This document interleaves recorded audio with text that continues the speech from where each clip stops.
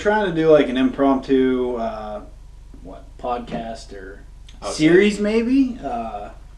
Discussion, a podcast, something along the lines like, of those. Yeah, for you guys and anybody else who wants to listen, just because, I mean, we get a lot of questions, and I feel like there's a lot of things that we even kind of just want to touch on with the customers, like things that like we can't portray in an email, or in a description for a product, or whatever.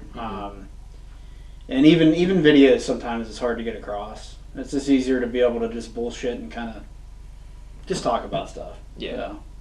But anyway, what kind of brought this up? I'm sure if you're watching this, you've already figured out probably what's going on. Yeah, you probably figured out what's going on.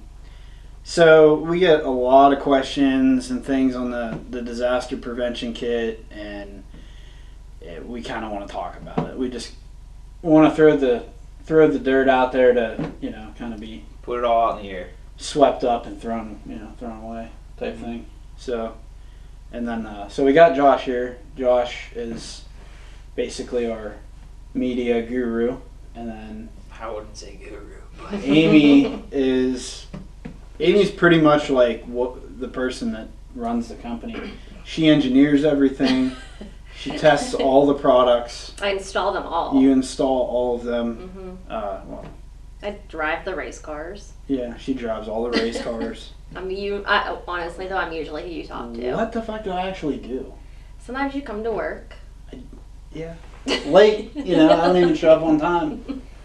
But but Amy, one reason why we wanted Amy to sit in on it and kind of throw her input in on some of this stuff is she deals with a lot of the customers directly, and she hears more shit than I even hear. So we just kind of want to, and obviously you guys deal with a lot of the social media stuff, and I don't. So I'm busy, coming up with this garbage. If you send an email, you're probably talking to me, even if I don't sign my name. So if you call me bro or dude, it's cool. It's cool. Just reply. You're just she's a bro dude chick. Yeah, that's a thing nowadays, right? Like I think so. It's okay to be like a dude chick. Yeah. Yeah. I'm super chill. Let's knock it off. Topic. So, but anyway, we wanted to see what this format would kind of be like, and we may even have other people on that work here at some point. We probably should live stream this too, and then run it as a secondary. Okay. I think it'd be cool because you get like incoming we questions could do like at the time. We could do like a YouTube live thing or something, or like a Facebook live thing. Anyway, comment on this and let us know what you guys kind of want to hear about. If you like the format, anything you guys want to see. The thing is, at the end of the day, we are totally okay with doing stuff like this because we actually care about the product we put out. We want the customer to be happy with it, and if it takes us doing this type of stuff, and kind of talking mano a mano, and getting kind of like a behind the scenes, like just bullshit session, to get some of this stuff across, we're totally cool with that. I mean, we want to stand behind our product, and we believe in what we make, and we want you guys to also believe it. So maybe if we're doing these questions and doing stuff like this, it'll make it that much easier for you guys to understand things and obviously want to buy our product and support our company, because by you guys doing that, it allows us to keep making stuff. So, but anyway, I don't know what you guys have to say, but that was kind of what I had to say. Great. Yeah, I feel like even if people wanted us to touch on like things that are happening in the industry too, like kind of our opinions on things that are going on. Yeah. It doesn't have to like if you guys want to see this type of video and hear our opinions on things and what we think, like how we think things are progressing or not progressing in the industry, what way things are going, stuff like that. I mean, we should probably say something because it's more recent. Happened over the weekend, I believe. Brian Gray. Oh yeah. He passed on, what was that, Thursday? Friday. Him and his kid passed, and we send our love to the family and everything. It was terrible. It's devastating to the industry, and is pretty crappy. There's a GoFundMe too that we can link. Right, we could link that in the description, but that's something, current. I mean, unfortunately, that's not a fun thing to talk about, but it's something that's going on. So but yeah, we should. I like that idea though. I mean, I think like for instance, you get all the uprisings with stuff on EasyLink or the EPA or whatever. We can share with you guys what good we stuff, know, the good, stuff. the bullshit stuff. And the things that you should actually maybe be concerned with, from a customer standpoint, there's not a whole lot yet to be worried about, but we can kind of keep everybody in the loop on stuff or whatever. I mean, anyway, let's not talk too long, but let's kind of dive into what we were setting out to do here. So, Josh basically went online and looked at a lot of the social media stuff, YouTube video stuff, things of that nature, and wrote down relevant questions, that seem like ones that are asked a lot, or ones that all tie together to try to cover as much information as easily as possible without repetitively asking the same thing. Right, and things that were legitimate questions that kind of need answered. I mean, that's, I think. And Amy, back to dealing with customers, Amy may be able to chime in on some of the stuff that, she sees either customers having problems with, or, like failures of, installation failures, like, like the issues that people seem to commonly run into, we did have somebody, before we get into this, we did have someone that commented the other day on one of the videos and said, like, hey, it would be really nice if I would install it, do a video on installing. Well, I'm not against that. So, I mean, obviously, when I was younger and, I worked at dealerships and stuff, and obviously I wrenched, and I have no problem putting the parts on for you guys and doing videos. I mean, everything that you see that we do product-wise, I've installed on a vehicle. So, and tested it. And R&D'd it, engineered it. I mean, there's nothing that we make that we don't run. Let me interject too. Okay. One of the biggest differences between us and other companies is that in order to make something, you buy the vehicle first. So we're not borrowing someone's vehicle to test it. Yeah. We're not, like guessing on a CAD file that we've received from, the sources that we have from factory files. Mm-hmm. You're literally like, we own these vehicles. You're installing them. Right. Making sure that they work. You're running it every day. Yeah. I mean, there's been times, we've wanted to get into other vehicles. We have friends that even have vehicles that say, this would be a really good part or something like that. Yeah. That's fine. I mean, we could bring that vehicle in and start working on it, and then say, okay, we developed one part for this vehicle, and then they take the vehicle. So it's hard to have true feedback and data on if there was an issue, what actually happened. You're dealing with somebody who's not connected to the part the way that you are, and trying to get data from it to figure out something that may have went wrong. It's too difficult. So that's our tried and true thing. If we're making parts for something, whether it be a Dodge, a Ford, a Chevy, or whatever, we own it and we test it. And I mean, we're totally cool with our customers running this stuff too, but we're not going to let it go out the door till we're fully okay with it. Yeah, we wouldn't give something to a customer that you wouldn't put on your vehicle and leave it on. Same, exactly that concept. So yeah, but so anyway, let's start diving into it. Yeah, let's get into it. So the first few questions we have are from the disaster prevention kit video on SPE Motorsport's YouTube channel. And not to interject again, but I haven't actually heard. I've heard like one or two of these. I haven't actually heard all of these questions, so you're gonna get it unscripted. Right to my thought on it. So there are some multiple part questions too. So we'll have to break it down. I did terrible in school, so he's giving me like multiple part questions with like true and false probably. So essays at the end, the whole nine. It's like the SATs. I'm gonna do the best I can. But anyway. So the first one is about the 20 plus disaster prevention kit, and it was from H-Town's Finest 87.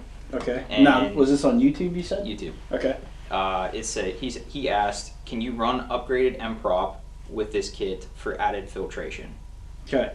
So, we weren't going to put anything on the table, and we decided to, and I'm glad we did now.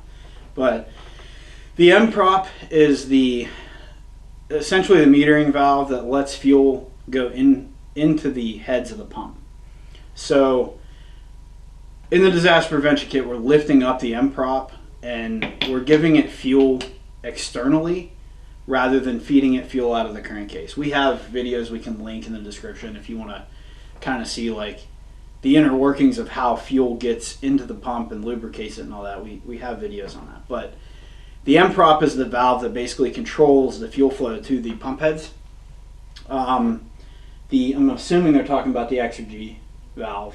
Yes. The Exergy M-prop is a modified metering valve that has a filter assembly that goes on the outside of it, basically making the micron or the filtration screen a lower number, which means it filters, smaller particles, or down to smaller particles. Essentially, no.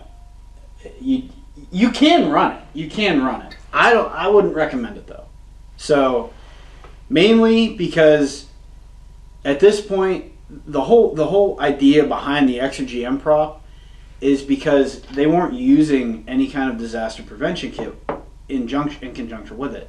So inside the pump there's a tiny feed hole that actually feeds fuel from the crankcase of the pump to the metering valve. Well, when it does that, if something happens in the crankcase of the pump, all that debris and everything can flow up to the valve, go in the valve, and then has to go out to the heads.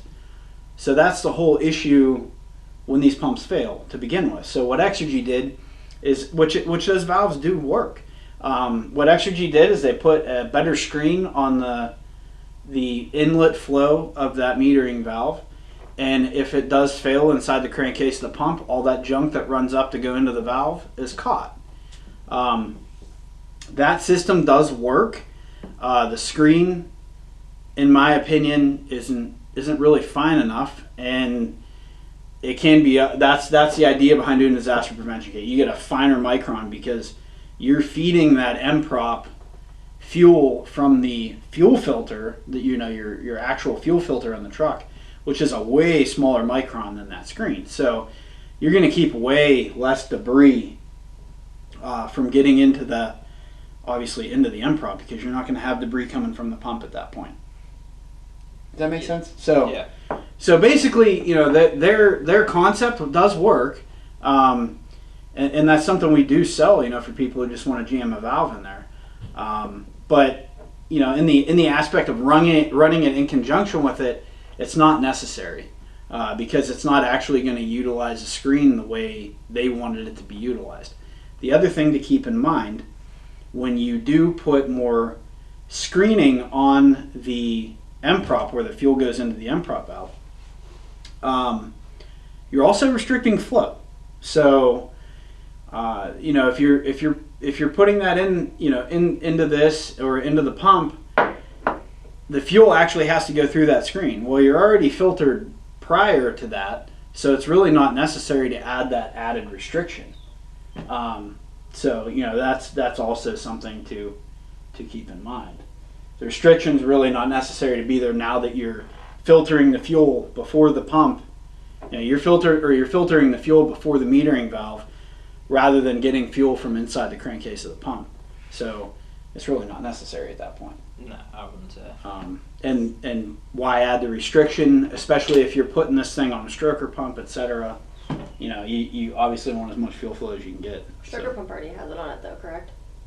I think so. Well, it depends what company. True. Yeah, it just depends what company you're dealing with. But basically, save your money and buy something else you need. Yeah, save your money, because the big thing is, if you if you have a metering valve, basically with that screen and everything on it, the factory screen even that's on the M-prop valve, I mean, at that point, you really don't even need it. As dumb as that sounds, I mean, you don't need it because the whole point of them putting the screen on the M-prop on the inlet was because they knew if the pump failed or if anything was going on in the base of that pump, it was going to go right to that valve. Correct. Yeah. So, anyway, no, not necessary. It's not necessary though.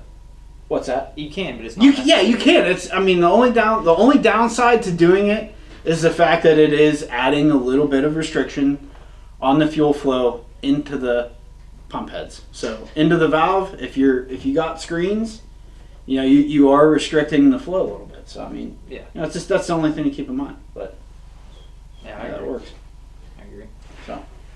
So second one is from Eric Tellez. It was on the earlier disaster prevention kit video from 11 to 19. Okay.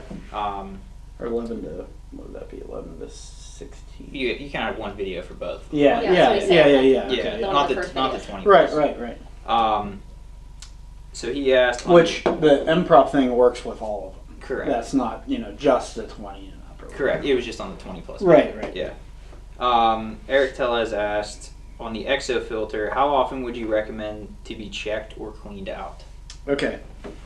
So since we're kind of getting, do you have any other questions about the return stuff, or? Yeah, actually the next one. All right. Well, we'll start with that. So, the whole idea behind the EXO filter, and the way and the reasoning that we came up with this, obviously it's a stainless steel screen, 20 micron.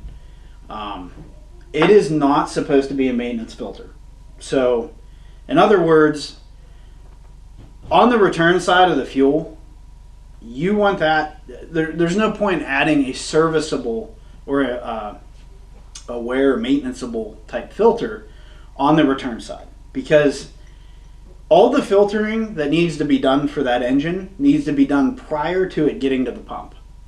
That's the key thing, because you're trying to save at all times. You're trying to save the injectors and the fuel pump. That's your main things that are high and tight tolerance that can have issues. So the whole idea behind fuel filters in general is to save what's going to the engine, and keep debris out of the fuel that's going to the engine. The fuel coming back from the engine, if that would truly need to be filtered, you have a problem. That means that something's going on and you have a problem. So you don't want to add a maintenanceable filter like our competition does to the return side of the fuel system. That's crazy. You don't want to have to, which I'll touch on that. You may have another question about that where I can get more into that. But the idea behind the EXO filter is it's a stainless screen similar to what they put on the M-prop valve. You're not going to change the filter screen on the M-prop valve, right? No. And that's on the flow side going into the pump, going into the filter heads. Yeah. And you're still never going to change that. Same concept with this. The whole idea behind it is this is a fail-safe. So if your pump starts going apart or coming apart and it starts putting return fuel back to the tank via your regulator right here in the side of the pump, when it starts returning fuel out, that's where it's coming from. So if it's coming out of the pump, it's going to come out, go through the lines, go back to the tank, and you're going to add debris to your fuel tank. So it's more of a fail-safe. It's not a maintenance item. What I recommend, like we recommend in our description on the website, if you're changing your fuel filters and you just want to see, take it out and look at it. If there's something going on, you may be able to catch it, but it doesn't need to be replaced. You know what I mean? Yeah. Look at it. If there's a tiny little speck of something on there, spray it off, put it back in the truck. Make sure you check it the next time you do your fuel filters. At no point was this ever going to be a maintenance item. We never wanted. This is a fail-safe. This was a catch-all prior to the tank. The thing is, we could have easily added another water and fuel separator. You want me to just get into that now? Hold on, can I ask a question? Yeah. So this might be really dumb, or this may be a question somebody actually has, but anything that screen has caught could have, in theory, should only have came from the pump. Correct? Because everything else should have caught. you do have moving parts inside the fuel injectors. Okay, but it shouldn't have ever came from like the tank. It's all coming from the return side. Yeah, the return. Yeah. You're flowing through this to go back to the tank. Okay. Well, I mean, I don't know. Maybe somebody else has that question, or maybe I'm just dumb. But I just wanted to make sure. I mean, that's a legitimate question. Yeah. So anything that 90 to 95% of the time, anytime you're going to be getting any kind of debris, is going to be from this. And then the other ones are just from. Okay, from the injectors or anything else on the return side. Yeah, I mean, you do have obviously valves and screens and anything else. That's what I wanted to know. Obviously, all those parts can fail. So, or even if there's a little bit of debris or something like from you putting the disaster prevention kit on, whenever you initially go to fire your truck up. Maybe we should touch on that real quick. Be very careful. Biggest thing when working on these pumps, when you pull that valve out, before you pull your valve out to put your adapter in, leave the valve in it, spray the top of this pump off completely clean. Like you would want to feel safe to eat off of it. Brake clean, wipe it, take it out then. Make sure there's nothing down in this bore, because basically at the base of this bore in the pump, that is a direct feed up to the heads where it compresses the fuel to 30,000 psi in the top of these heads. So obviously you do not want any debris laying in the bottom of that bore, because that's right where it's going. So very important. Very, very, very important thing. And we do stress that in the instructions and on the website, but if you're watching this, Ronnie literally used an entire can of brake cleaner whenever we did it on our channel. An entire full can, brand new can. Oh, that's really cheap insurance, though. It is for sure, but definitely a key thing. So anyway, So verdict on that. Not a maintenance item. Right. Check it as you feel the need to. You feel something's going wrong with the trucks. It's acting funny. And check it out. The main thing with the way that we did the screen, the main idea, not only just to not be a maintenance item, but the main idea was we didn't want you to have to mess with cutting any lines up or mounting brackets in your engine bay, like seamless as possible, like other people are doing. We want it to be as seamless as possible. So that's kind of the idea behind it. There's absolutely, if you are using a filter on the return side as a maintenance item, there's just no point to it. There's no point to it.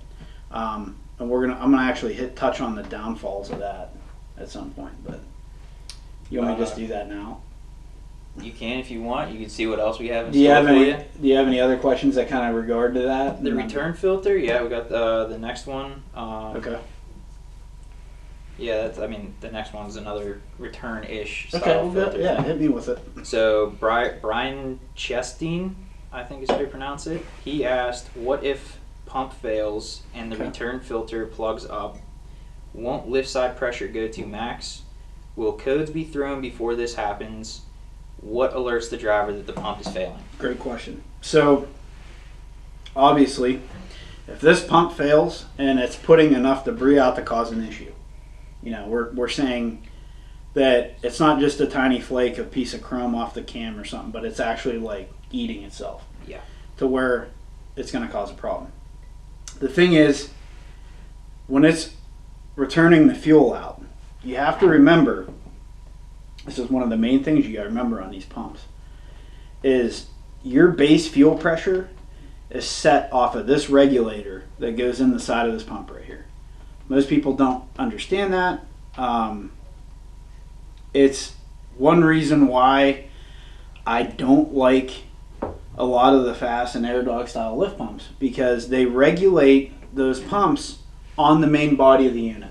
So underneath the truck, they're regulating the fuel before it gets to the top. It's not actually a return style regulator on those pumps. So if they're only putting out 55 psi, which these need 65 to 70, they're regulating it back there. They're never actually working this properly.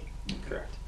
Which the crankcase of this pump relies on that. really relies on having enough base pressure to keep it lubricated and working properly. But anyway, not to get off track.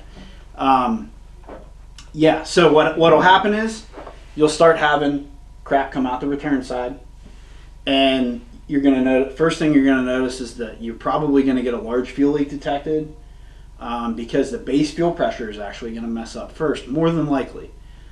If not, if it doesn't even get to that point, the truck's going to start missing, just because of a drop in rail pressure. You know, you're going to have injectors that aren't going to be firing right. More than likely, you're going to get a check engine light. What I always say, and we've actually had customers who have, I mean, we've had many customers, I don't know the names or I don't anything. know. I mean, I have screenshots, but I don't yeah, know. we have some screenshots and stuff of customers like getting back to us saying like, hey, my pump failed, the system worked, it did its job. So anybody, I'm sure that's a question, and there is somebody saying like, you guys need to make one fail and drive it, you know. Literally, yes. Someone in a Facebook comments, like, forum section, yeah. If your pump is failing and you know this, don't put this on. Yeah, because we Replace literally your had we literally, that's actually, I'm glad you brought that up. See, that's why she's sitting there. But we had a customer buy only the exo filter, which is just the return side filter, and he knew his pump was failing. Put the filter on, knowing that the pump was bad, and expected it to last and not clog up and cause problems. Thought it was gonna like fix the pump. So here's the thing: I don't care what kind of filter you have on the return side, or the return side is the flow back to your pump or back to your gas tank, fuel tank, whatever. So the thing is, I don't care if it's a paper filter, a screen, exactly, like it doesn't matter. What's going to happen is, even on the paper filters that our competition's using, paper tears whenever you start cramming metal particles into the filter media. Same thing with this. Once you cover this stainless, so much to where it's not going to flow, at some point this is probably going to let go. Yeah. But the thing is, you're going to know something's up with the truck before this ever fails. You're going to feel it running shitty. You're going to get a check engine light. You're going to get a message in the dash saying large fuel leak detected. Whatever. When you get that, pull the truck over. Don't be the asshole who's like, oh, I can make it another 100 miles. You have no clue how far it's going to make it. Yeah, it might already be gone. You might. It might be like to the point of tearing this shit anyway already. You know what I mean? Yeah. So the thing is, once you're going to feel the truck regardless of check engine lights, anything that you're going to feel it running incorrectly. You're going to feel a loss of power. You're going to know something's up, especially if you've had the truck for a while. Obviously, if you're new to it, you may not be as prone to being in touch with your vehicle, knowing how much power it makes and whatnot. Yeah. But the thing is, at the end of the day, when it starts running like crap, quit driving it. Figure out what's wrong. Take this apart then. Pull this apart, look at it. You're going to have shit in it, and it's not going to be ripped. It's going to be fine. Mm-hmm. We can't make this bulletproof to where it clogs and it's still trying to make pressure. You're going to have a line or something. Like, we can't do that. There has to be a release in that system somewhere, So it does its job. You're going to know when something happens. You're going to feel the truck not running right. Just don't be an asshole. Use your head, Yeah. If you want it, I always tell people you can break a brick. Okay, so the next question was from a YouTube video. Diesel Outlaws commented on our disaster prevention kit video and asked, do you still need to shave metal off of the lower intake for clearance of the volume control valve? This block looks like it's a tad shorter, so curious. Okay, so yes, the M-prop adapter that goes in the top of the pump, comparing it to some of the first disaster prevention kits on the market, it is a little thinner, like the actual raised height of it. So if you look at the top of the pump, some of the earlier kits actually went off of this flat rather than the inset flat where the M-prop goes. So it did raise it up a little bit more. So I guess in a way, yes. If you look at the porthole, to feed the M-prop inside of our adapter, It's basically as large as we can make it. So, yeah, I mean, we can't really raise it or bring it down much further without getting into messing with the volume of the passage. So, if we made it any thinner, tried to add clearance, it would mess up with the amount of volume we could flow through the adapter, which we don't want to do. In the previous one, you commented that there may be instances where there's a casting shift. Yeah, so obviously on a stock truck, your lower intake manifold, it is cast aluminum, so you can't have little bits of core shift or casting changes. So every truck may fit a little bit differently. We've had people say that they had to mess with it, and we've done installs and not had any issues. So I think it's just going to kind of be dependent on the truck, and if it does hit, it's going to be so slight. Be easily taken care of. Next question was from Todd Kanzler. Okay. He asked, "Does this kit affect warranty?" Okay, so actually that's really good because that gives us a couple things that we wanted to touch on. Mm-hmm.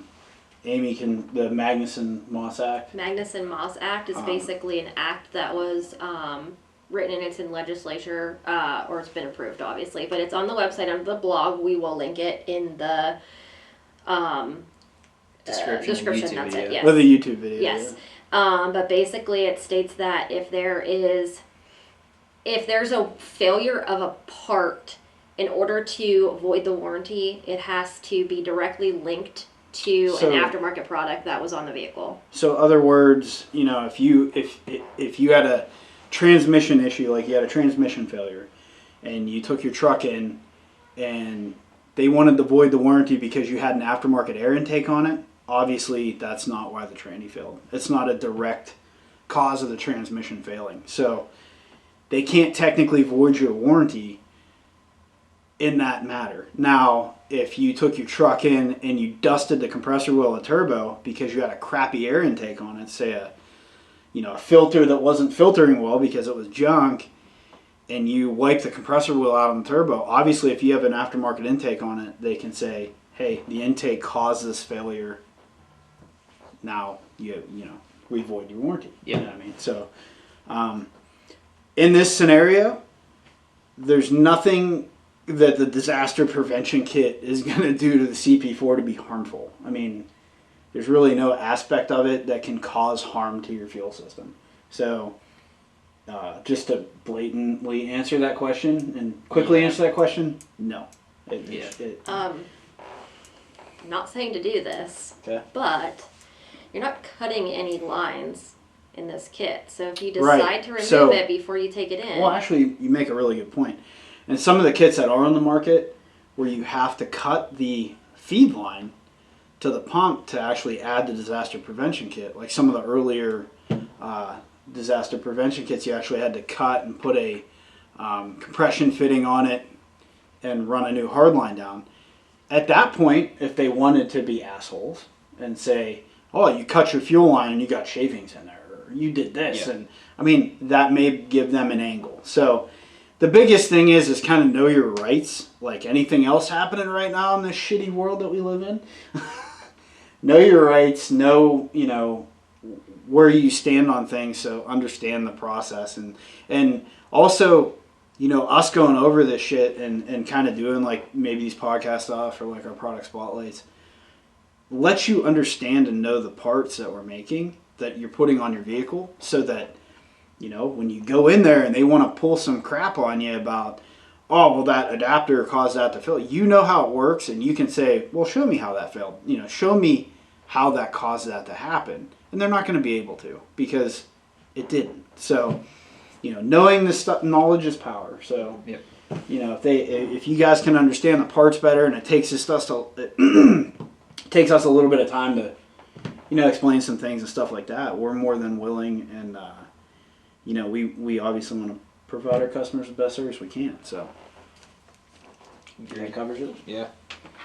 So that's that one. Next one would be, will the return filter work with the S&S kit that has already been installed? The return filter. Yes. So the exo filter. Yeah. And I'm assuming they're probably talking about like the Gen 1 that doesn't have the return filter on it. I'm assuming, yeah. Yes. So the cool thing about our exo filter being that it's, a more sleek, just simple design to where it goes on where the factory line goes. So it's one of those things that, once again, you can just take off and run it without it, or put back on, connect the factory line. So anywhere where you're using that factory return line where it connects to the rail, it'll work. So We do sell it separately. It is sold separately. But if you buy a disaster prevention kit, it is included. So you don't have to Right, add that. right.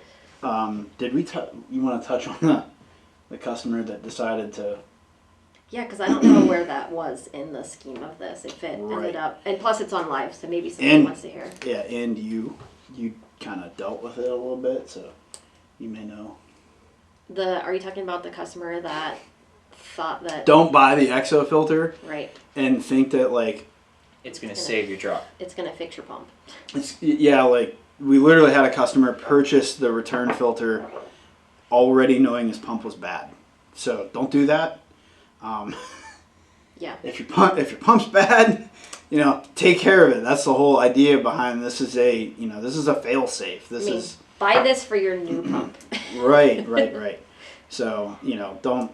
And then he was mad when it completely clogged shut and then pushed the screen out. Well, you got to have a point where things are going to give. So obviously that's what happened. So thankfully the screen gave out, because if it and it didn't explode a fuel line and spray it all over the engine bay. So catch it on fire. Yeah. Right.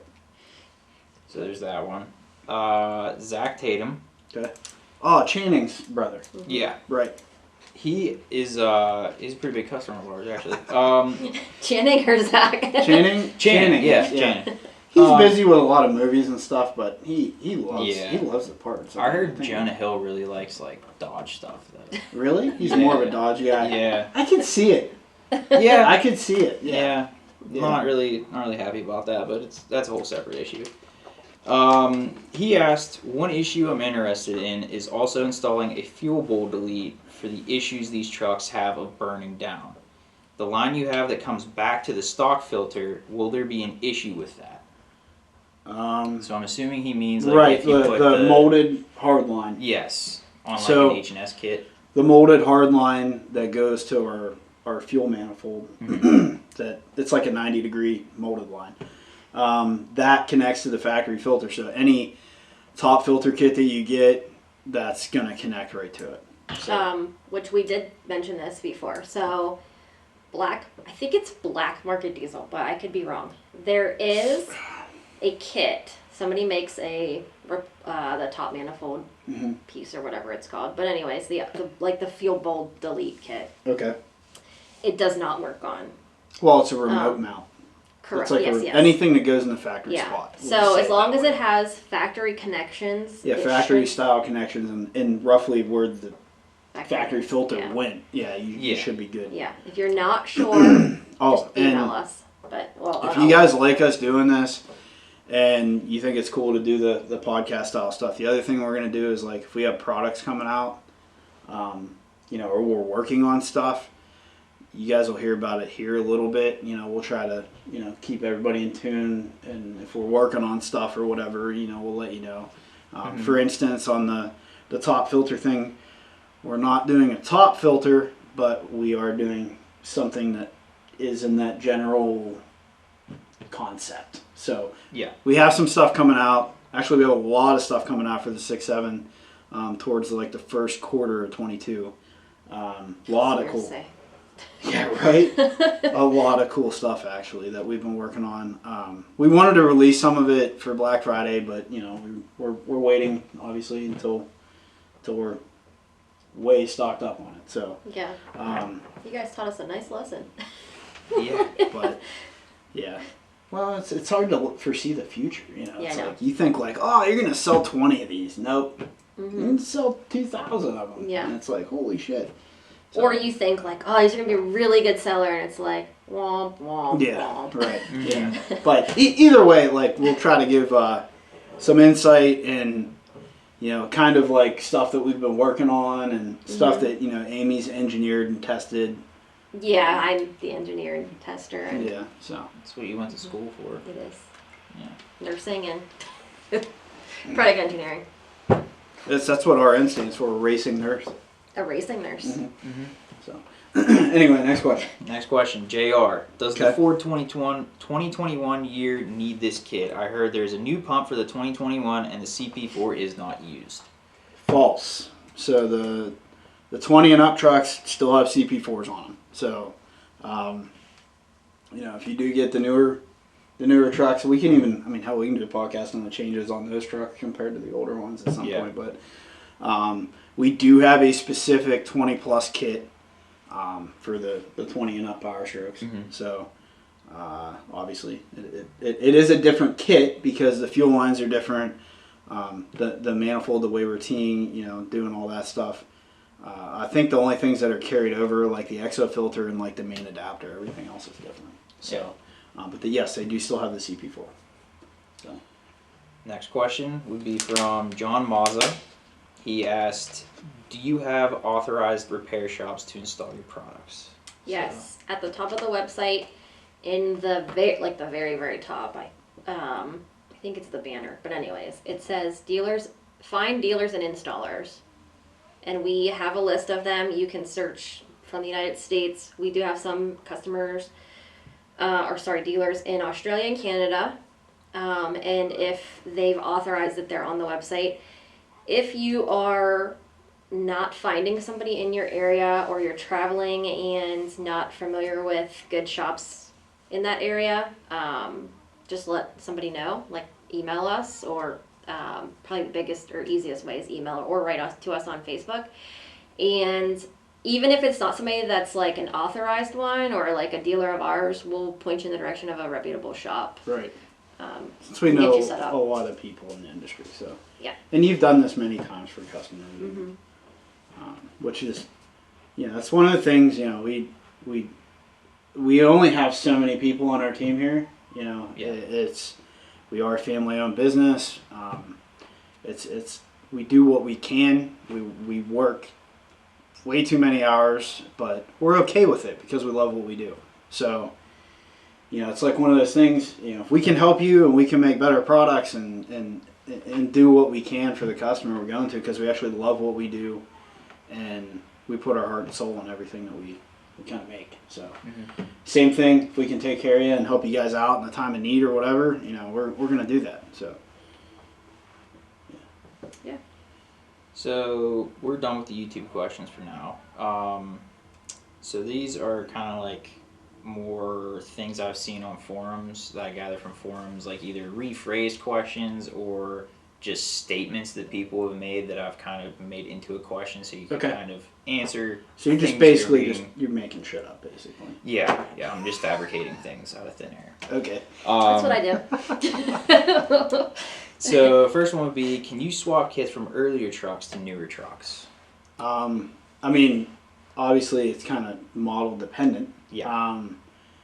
But yes and no. So if you have a kit that you haven't installed at all yet, and say you have a kit for what, an 11 to 16, 14 or whatever, and then you buy a 15 and up or whatever. You never put the kit on. Dan, it's 11 to 16. 11 to 16, 17 and 19. And then 20 plus. Right. So anyway, either way, if you have a kit, them, you'd know. If you had a kit, that you didn't install, call us and we'll send. You can either return it and we'll give you one in exchange, or we can just swap the parts out that are different. You know what I mean? So, I mean, you've actually done that before. Yeah. So, it's not an issue. Obviously, if you've ran it and you buy a completely different truck, you can buy the parts you need to convert it, and or sell the kit and buy a new one. You know. Yeah. So. And we've said this, but let's reiterate this. You can take this off of your truck and put it back to stock. Put it back to stock because there's nothing cut. Right. So if you want to pull it off because you're getting. As far as I know, on the 20 and up, we're the only one that have a true bolt-on kit for the 20 and up trucks, because our competitors' kit, There's a now off of the fuel filters, quick connect on the fuel filter, and it comes down to the hard line, and it's actually molded. It's shrunk fit to the hard line. So obviously the only way to take that off is to either cut it or change it or whatever, you know what I mean? But in fairness, we don't own any of their stuff, so we don't I don't know. Truly know that, but from photos. But all I do know is, you know, developing our kit, that was one of the things we didn't want to get rid of was the factory line coming down off the fuel filter. So we found another way to supply fuel to the MPROP adapter. So, but anyway. Next one. Yeah. Why your kit over competitors' kit? What is the differences / benefits? And is the S&S kit return filter 2 micron? And how many micron is your return filter? Okay, so couple things like we've already talked about some of the stuff that, you know, we liked about our kit. But to reiterate, it's 100% bolt-on. There's no cutting. That's one thing that we like. We don't use rubber hoses. So I don't care what kind of rubber you're using, rubber's going to break down long before a stainless braided nylon lined hose will. Which even hydraulic hose is rubber braided or rubber reinforced inside the stainless braid. So you have a nylon, you know, PTFE hose, stainless braid on the outside, PVC coated with nylon on the inside. It's not going to break down, which, by the way, like a Teflon in it. I was like Teflon's it's a nylon based material. Right. So, I was reading about PTFE the other day. Right. So it's basically a plastic, and the thing is, you know, we like this is a Fragola hose, you know, made in Connecticut, but mainly we want it to be bolt on. We don't want you to have to cut. We want the hoses to be quality and not rubber with crimp clamps on them. You know, obviously billet parts and all O-ring seals, you know, even our quick connect fittings. You know, there's no plastic fittings in the whole kit. They're all billet aluminum, unlike other kits. So on the micron side of things, you know, I said it earlier in the video, we didn't say it on here, but the main thing with our exo filter on the return side, this was not designed to be a maintenance filter. It's not supposed to be something that you have to change when you change your fuel filters. It's there as a failsafe. So if you have a failure, something grenades in your pump, or you have some kind of catastrophic issue, that's what that's there for. It's not there to add maintenance. Anytime you add a element style filter in the aspect of like cellulose or a paper based filter, that's now a maintenance item. Paper isn't going to last forever. It breaks down. Paper filters are porous, and no matter what, diesel always has some amount of water in it. If you have a porous filter, that filter, anybody, you know, who's seen a diesel truck that they put too many damn miles on the filters, they know that they'll see algae in them. They turn green, they change colors for a reason, because they can, you know, the water will create algae in a paper filter, et cetera, et cetera. These are ours have stainless screens. So it's not a maintenance item, it's a fail-safe. And we don't want to add maintenance items to your truck. You know, you already have 2 filters that are expensive to replace. You don't need a third one. You know what I mean? So these are washable. You know, ours are washable. You can take it out to look at it, obviously, and check it, but you put it back in. So, you know, there's nothing in a stainless screen that's going to break down. Down to the micron thing, yeah, ours is 20 micron. Anytime one of these pumps fails, you know, you're gonna have shavings much larger than 20 micron. That's gonna be trying to go back to. You're not gonna have tiny hair microscopic, you know, 2 micron, you know, pieces of debris trying to go back to your tank. You're gonna have like larger metal shavings. I mean, that's literally what happens. And that's what this filter does. You know, that's the size that it needs to contain. There's no sense in making it more than what it needs to be. Which we said, what did we say that the Exergy one, is it 30? It might be 30. You can do, actually, so the Exergy, the MPROP, it's either 20 or 10. I can't remember the MPROP adapter, the Exergy sells with the additional screen on it. I think it might be 20, it might be 10. I can't remember.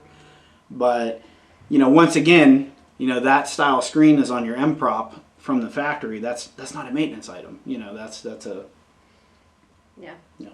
So, but yeah. So that I think that the Raycor one that S&S is including in their kit, or I should say our competitor is including in their kit, is a element, and it's not even replaceable. You have to replace the whole unit. So the quick connect assembly, everything. You have to take the whole unit and replace it. I particularly don't like it. You're adding brackets and all kinds of other junk that doesn't need to be there. Obviously it adds cost. I think the MSRP on that filter is like $50 some. So I think it's just kind of pointless. But it was an easy way to add it. Yeah.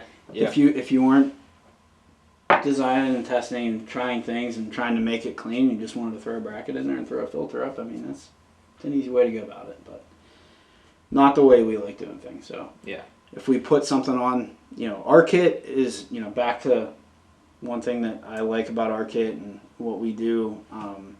When you put it on your truck, we want it to look factory. We don't want you to open the hood and be like, what is that? You know what I mean? You see a nice, line with compression fitting or hydraulic, style ends on it with nice nuts and, compared to a rubber hose that you'd get at AutoZone and, tees that you can get at Lowe's, it's just the fit and finish, So that way, whenever someone actually does notice it, they're like, oh man, like that's nice or that's cool, not like it doesn't stick out and you're like, what the fuck is that? Yeah, right. So next one, pretty good one. A lot of people talking about this. Will it cause someone's truck to drop rail? Okay, so on this subject, and I'm not so much talking to the customers, I'm talking to all the tuners out there. Pay attention.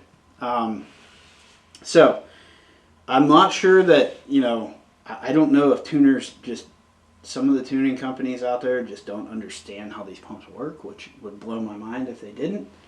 But the only possible restriction in this system is this M-prop adapter, because this is your new feed to your metering valve or your M-prop, which then feeds the heads of the pump.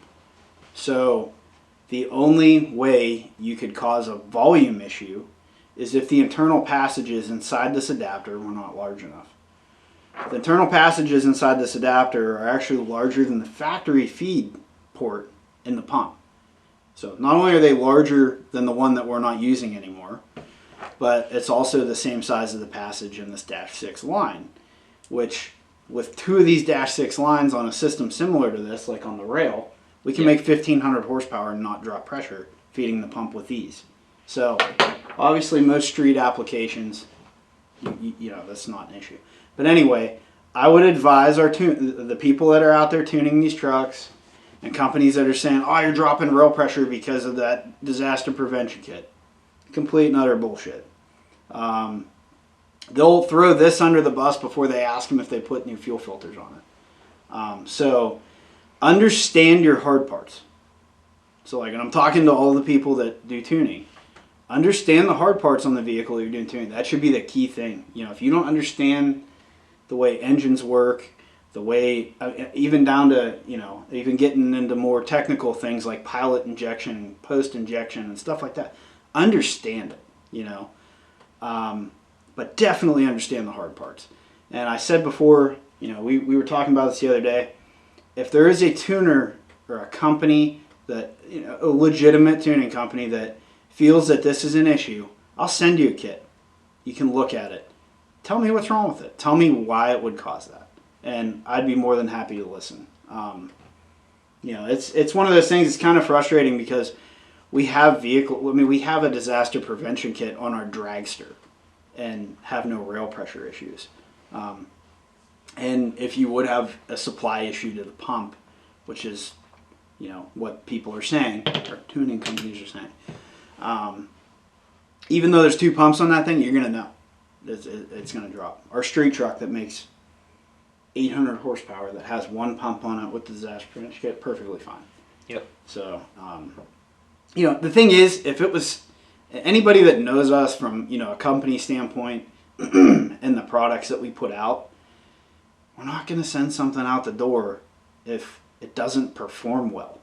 I mean, that's it's in our damn name, So, that's one of the key things. We want to, add reliability to your vehicle so it lasts longer, and we want to add performance too, so you're happy with how it runs. And we're never going to send something like that out the door that's going to be restrictive to your pump. It just saying it now sounds stupid. So, so that's kind of how I feel about that.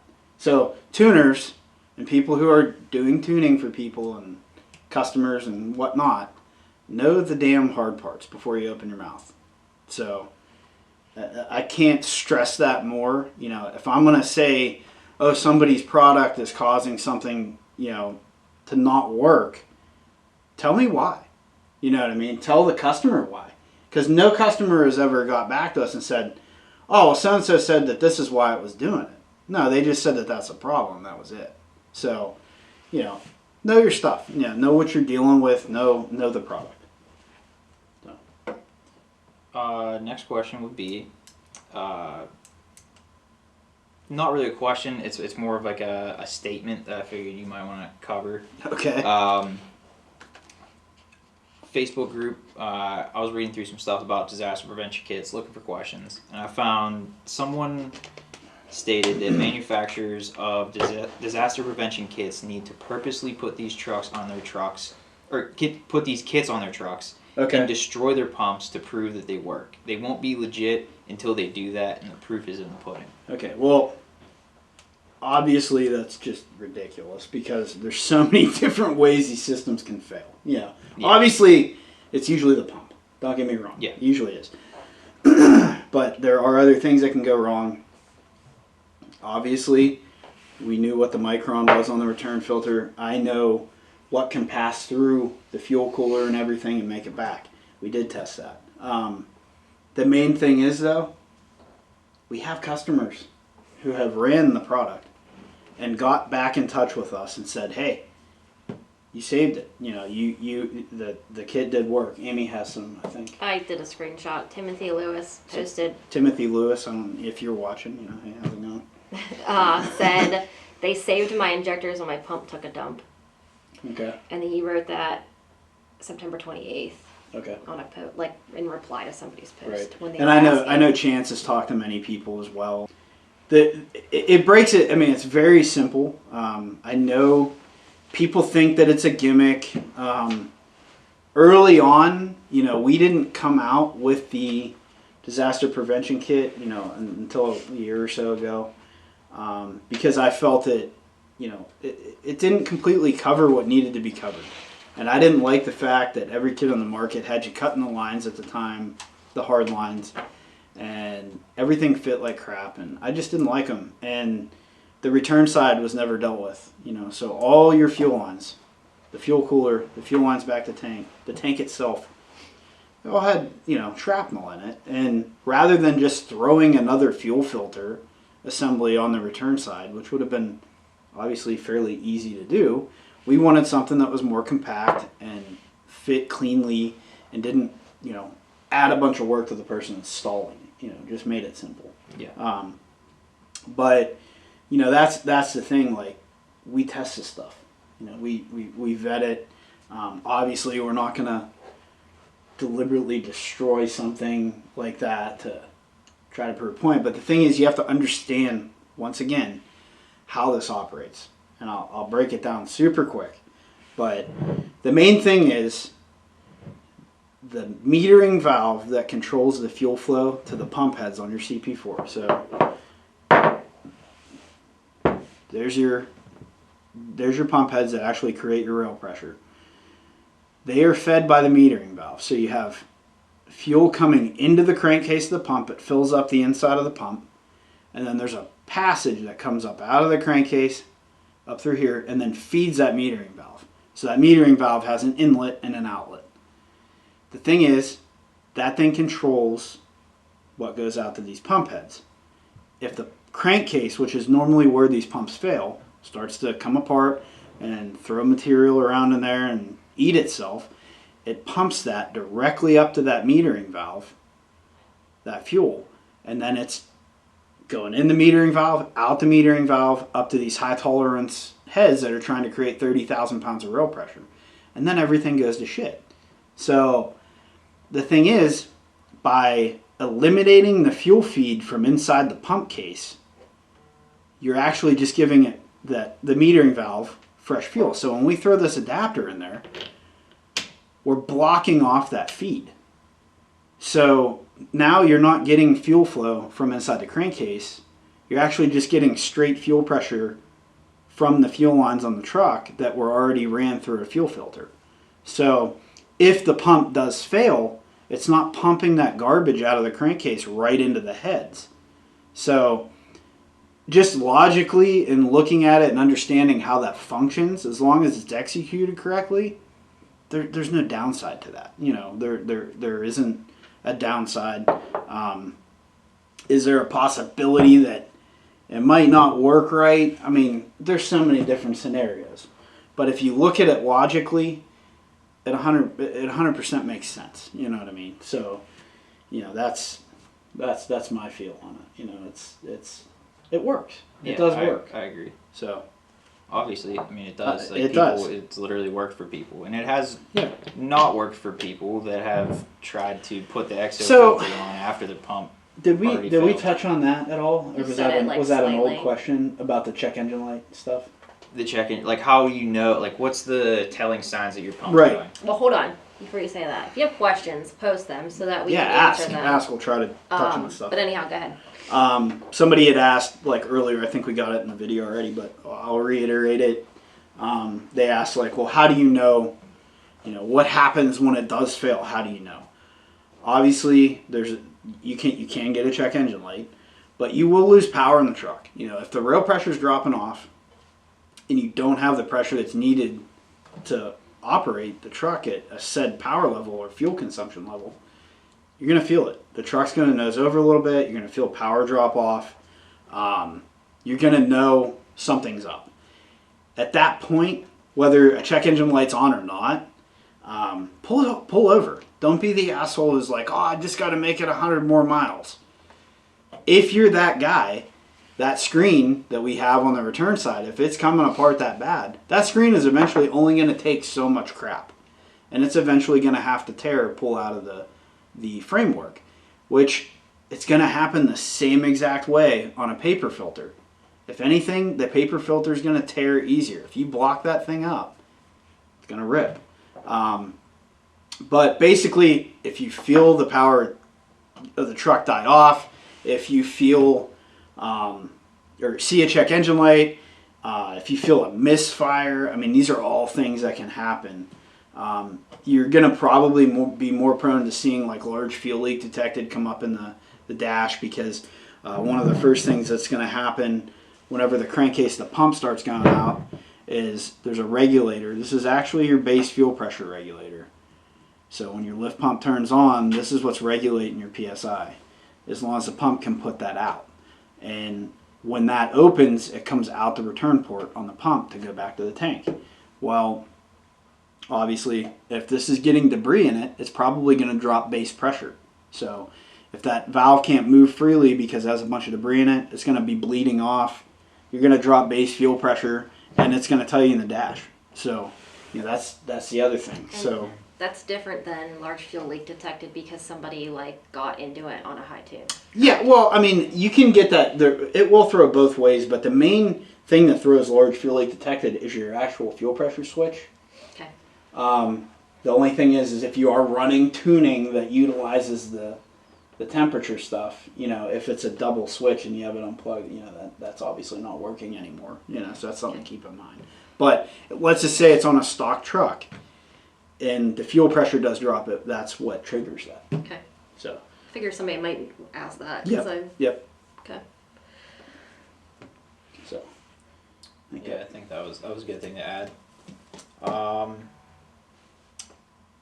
know one thing we mentioned in the other video before we got cut off is one thing well, I guess there's 2 points to that. You always, like we're always, I don't want to say re-engineering, but like looking at like questions people have, right, issues that people have with installation, or that line, the Fergola stuff, like they're breaking because they don't understand so tightening. yeah, we had like, people over tightening this line, saying that they were junk lines. They're made here in America, and that's what people want. And yeah, we try to give you guys the best quality part we can, you know. But you know, on the end of these fittings, there's a little pin.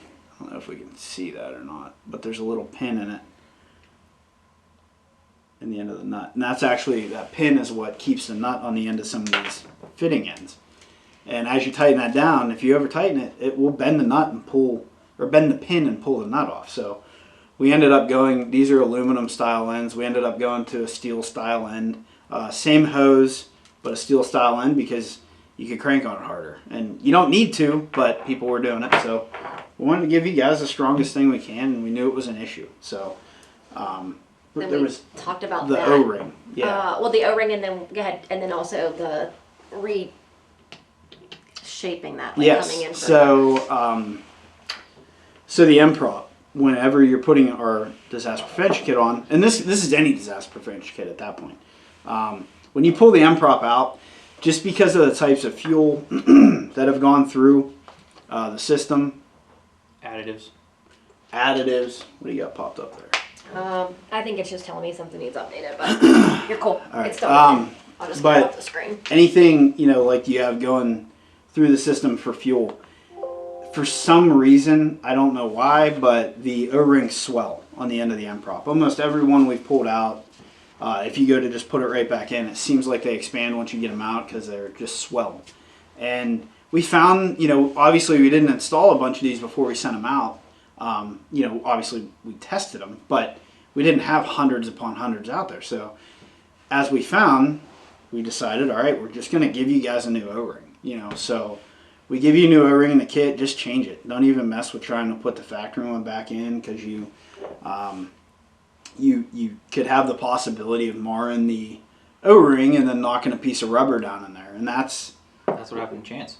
Yeah, and if you talk to Chance, or one of our guys, he did that on his personal truck. And you know, that's one of those things, like it's not re-engineering, it's not, you know, but it's making the kit better. So as time goes on, we're constantly doing that. You know, if there's ways that we can make it better, we're gonna make it better. Started including Vibratite. Yeah, we started including. We always use a really nice sealant in the shop, just in general.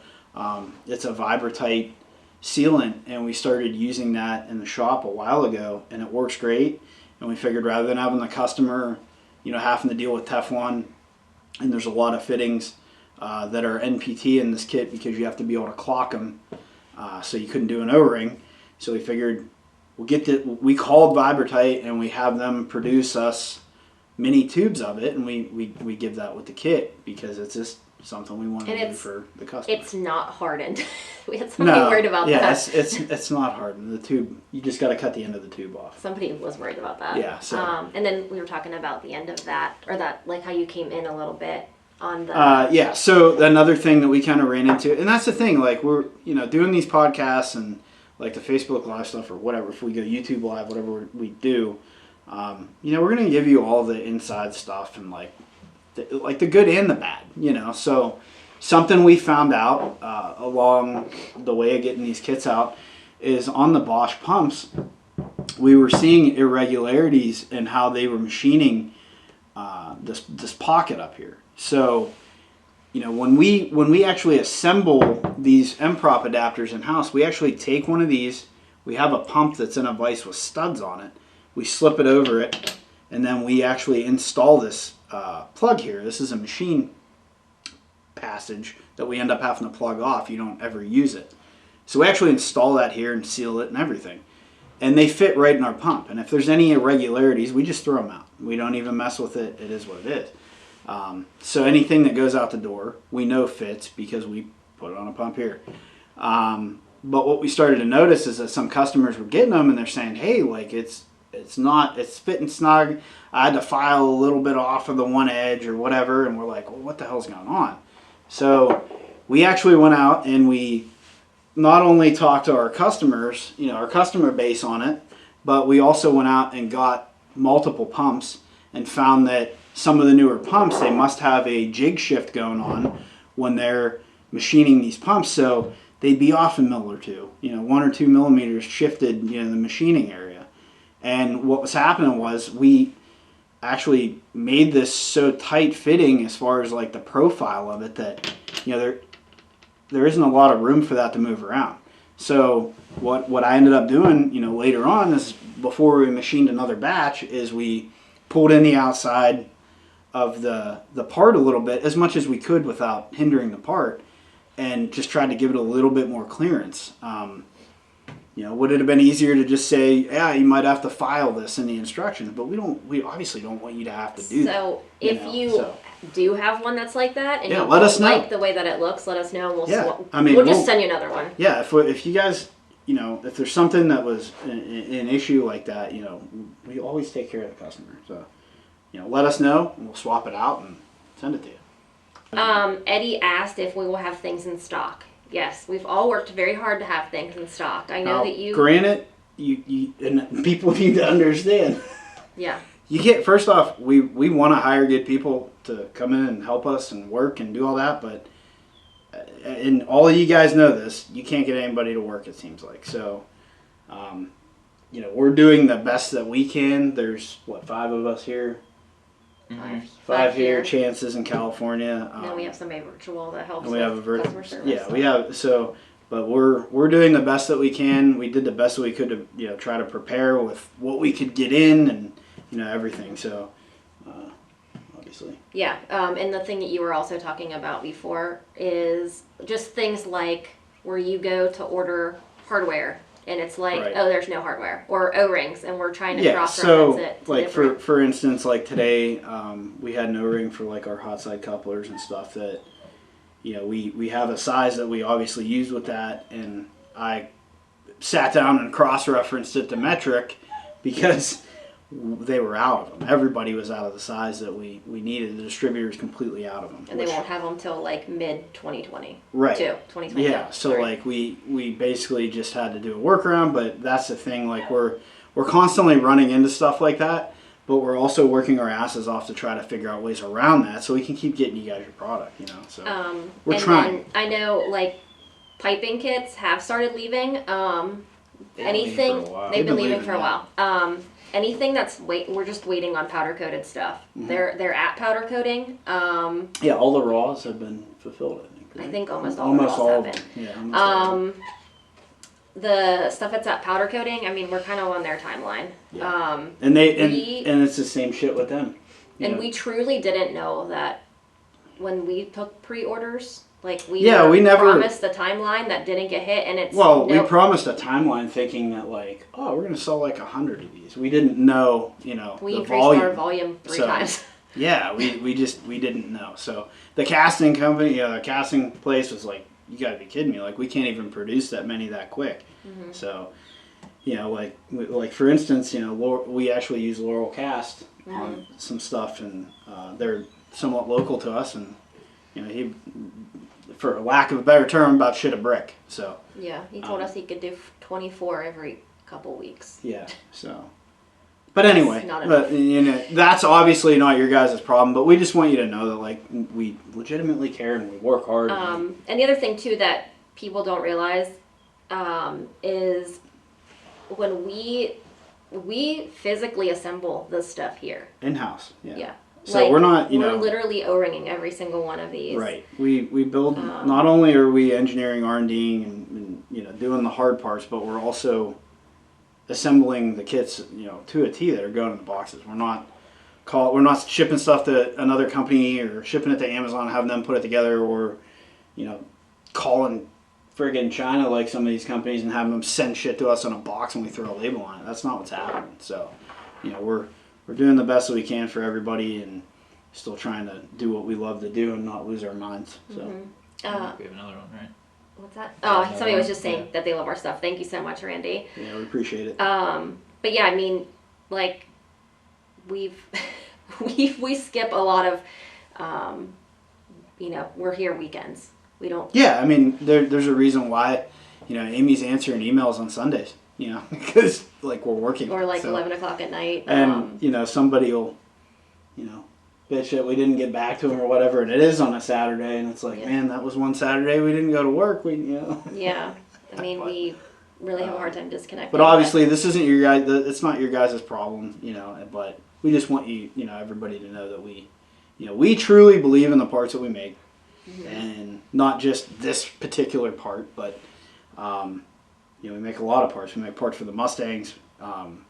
Obviously the Powerstrokes too. And starting with Hellcat stuff. We got some Hellcat stuff we're going to be dropping. And, back to that, Amy actually made a point earlier that, everything that we make, we own vehicle-wise, platform-wise. So anything that we're, putting out as far as a product, like we test. It's not a customer's vehicle that we're testing parts on. Don't get me wrong. Like, for instance, on some of the Mustang stuff, we work with pretty closely with Ken at Palm Beach. He helps us do some testing, but we also own those vehicles. So, anything that we're sending out the door, if you tell us something doesn't fit, we'll walk our asses outside and figure out why it fit on our particular vehicle and it's not on yours. So, it's something that we mentioned too before, and I don't know that it made the video, but like a lot of times, if it's something that we can send to like Chance in California, like he's not here. Chance is not in this building. He's not even in this state. Right. He's in California. Chance is an asshole too. We will literally box it up with the instructions, send it to him, and it's like, dude, figure it out. Yeah, we don't ask me for help. I won't tell him anything, and I'll just say, put it on, tell me what you think. Yeah, and then let me know if like the instructions aren't clear or this and that, because we really want it to be, we want it to be something that we know what we are trying to portray in our instructions and stuff. Right. We want him. Right. Well. And you've had me put stuff on. I was just gonna say, going back many years when we first did the diff lock kit, for the E-locker and the 6.7, I literally made Amy put it in. Like, I was like, here's the tools you need, put it in. Follow the instructions, put it in. She did. So, just saying, all you guys that are like, oh, I'm having a hard time with this. I mean, okay, we'll help you, but Amy can do it. Although they always like to rag and say that I'm smaller, and that's a small space. Then why'd you need to know what pin that was? Yeah, no, for real though. I mean, we like feedback. So like, if there's something negative or positive, that's sometimes the other. The negative stuff hurts. Yeah, the negative can suck, but it also tells us like how to improve on shit. So that's the thing. Like, we don't. If there's a simple way, that a simple thing that pissed you off as a customer that we can, go back to or reflect on and make better, why the hell wouldn't we? You know what I mean? So, that's kind of what we were thinking doing these podcasts, doing these live things. We're going to try to, bring all that in, and, if we find stuff like that, we may say like, hey, if anybody has this part, like chime in and say this was weird on mine. Then we can look at it. We obviously have the vehicles, but we only have one or two, of that type. Yeah, and we could never have accounted for casting shift. Machine shift. Like a worn jig or whatever for the pumps. I mean, or sometimes too, like we had the drain valve for the 11 to 16 in 16 only. 1 year. Yeah. Which we have a. We don't 13. Have a 16 year, but we have a 12 and a 17 and a 20. Yeah. And obviously we didn't have the exact 16 year.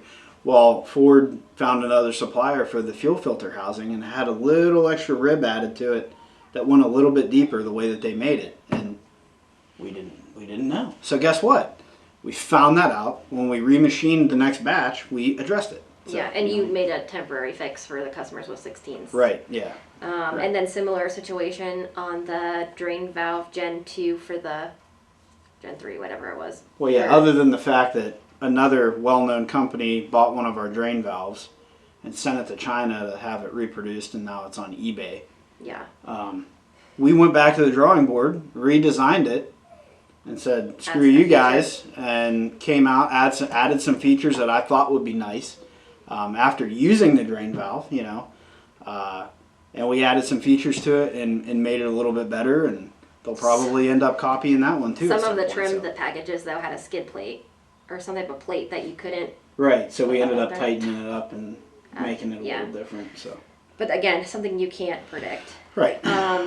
Question came in. They wanted to know if we sell the Warren Diesel 55% over pump or the DIY kit. They have discontinued that or have put it on a temporary hold. Okay, so, I didn't even know that. So. The DIY kit for the 55 over Warrens. I didn't know it was like on hold. I think it's on hold. Well, we can currently check on. Yeah, that, currently, from the way I understand it, it's not available. Okay. That may come back. Okay. I don't know. So everything that's out there, I mean, we've ran them. Everything that's out there, I think, is fine, but they had some problems. I don't know what exactly it was. Right, I'm not sure. Everything that we've sent out, we've never really had anybody say anything. Yeah, I don't know if it was install issue or or something. Maybe it's a issue. Supply chain issue. I don't know. Yeah. And there was 2 people commented about how they like all of our stuff, and thank you very much. Yeah, we really appreciate it. Okay. Oh, I can totally not even figure out. Okay, you can read this one because I don't want to butcher his name. Ford Cicada. I have a 26.7, which is stock and still under warranty. Would installation of a disaster kit mess up my warranty? I don't want to give the dealer any reason to deny a claim. We touched on that earlier, but it's on our website. Magnuson-Moss Act. The Magnuson-Moss Act. It's on the website. You can read about it. That's what basically the dealerships have to follow if they're going to basically deny your warranty or void it. They have to follow that structure. So read up on that. But the answer to your question is, as long as the part that you add to your vehicle doesn't... Any part. Yeah. That you add to your vehicle doesn't cause what you're, like, the failure that you're warranting. So, you know, I used earlier the... transmission? Or air intake. The air intake. If you put an air intake on your truck and it's got a crappy filter or you just never clean it and it ends up sucking debris into the turbo and it wipes out the compressor wheel, they can void your warranty. You know, because obviously the part that you put on there or failed to maintenance, whether it be a stock filter or an aftermarket filter for that matter, you know, it caused the part to fail. So they can void it for that. But you know, if it's something like your disaster prevention kit, you put that on and then you have a tranny problem, there's no correlation. If they want to be, obviously if they want to be assholes about it, you know, anybody anybody can, you know, dealership wise, if they want to be big enough jerk about it, obviously they can try to void it. So I mean, they can try to void it over you not doing anything at all. So but the best thing is, it's like anything else going on in this country right now. Knowledge is power. Knowledge is power, and just know your parts, and that's what we're going to try to do with the videos we put out on YouTube. This podcast stuff, I think we're going to try to do this more often and talk and, you know, get your guys' question and feedback. But basically, so you understand what you're buying. You know, we want you to understand the time that we put in the parts, our process, the way we engineer things, and why we do what we do, because, you know, we truly care about it. You know what I mean? So another good thing to mention with that too is the way that you go about developing these things. You don't like to hack up the vehicle, so right. I would have to say 99% of the time, I don't know a part that you make that you have to hack anything up. You can put it right back to stock. Right. So if you have an issue, for sure, it's possible to return your vehicle to stock, whether you're selling it or you want to. I mean, that's actually a really good point. Like, if you do have an SPE intake on your truck and you're worried about that causing an issue, you can take it off. I mean, you know, you didn't have to relocate your battery, you know, to put an intake on your truck. So it's easy just to pop it off and put the old one back on. Same thing with the disaster prevention kit. use the example earlier. Say you have a 12 truck and you wreck it, and you want another 12 truck. You go out and buy it. You can take the part off, put the other truck back to stock, and put the part on your other truck. Yep. So